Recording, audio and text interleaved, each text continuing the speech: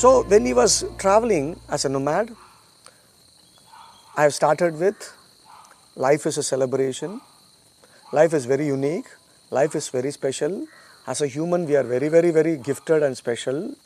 And what is the difference or what is the commonality between human and the animal species is this basic idea of escaping sorrow, wanting more joy.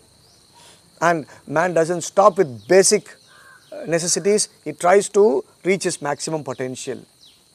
And so when he was traveling the entire planet, he was moving around as a nomad, he started to analyze and observe and started to make a living, survive and try to master that area. So he wanted to move because his wanting to express himself the maximum made him move from one part to another part. He was trying to find a place where he can express himself more, where the areas are conducive, where the place for his reflection and contemplation was very simple and conducive. So he traveled. So he was traveling. He found this land called Bharat as a very beautiful, conducive place for him to reflect and deeply analyze the entire phenomenon of the universe. If you see other parts of the world, the terrain is not as clear as what we have got in India, the Bharat Desha. Because if you have seen our Bharat Desha, it has got mountains, it's called rivers, it's called plains, it's called forests, it's called the sea, it's called the desert. Everything is in one Bharat.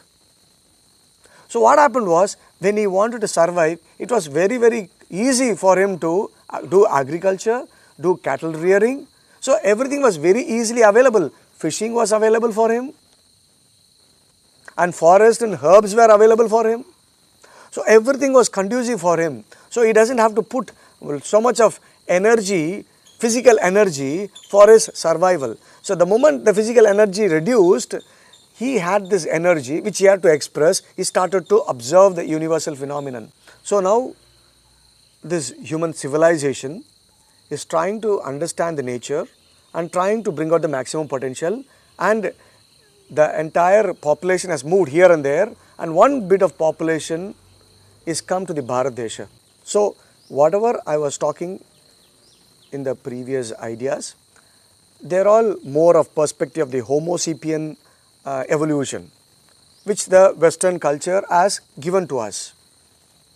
And what our Shastras are saying, is it that man came from some other place and settled down in our Bharatvarsha, or as life evolved in Bharatvarsha? So we have a lot of evolution theory even in our Shastras. So in Srimad Bhagavatam they have been mentioning of the different lokas, the different continents, and where we are all staying. If you see the sankalpa of any puja, there is a sankalpa. In that sankalpa very clearly it is mentioned where all we came from, what all things are happening around us. So if you see our Shastric way of understanding how human evolution evolved is a little different to what the Western perspective has given to us. Because I speak from the Shastra perspective also and the Western ideology also. So now, for whatever reasons, we are saying that now the idea of settling down in this Bharatvarsha has happened, and this man who is there in the Bharatvarsha is finding the entire space for him to be very conducive, for him to bring out the maximum potential in his evolution. So what is this man in the Bharatvarsha, after fulfilling his basic existential ideas and survival ideas, do later on? What is his evolution process has happened? How is it happened? That we will see.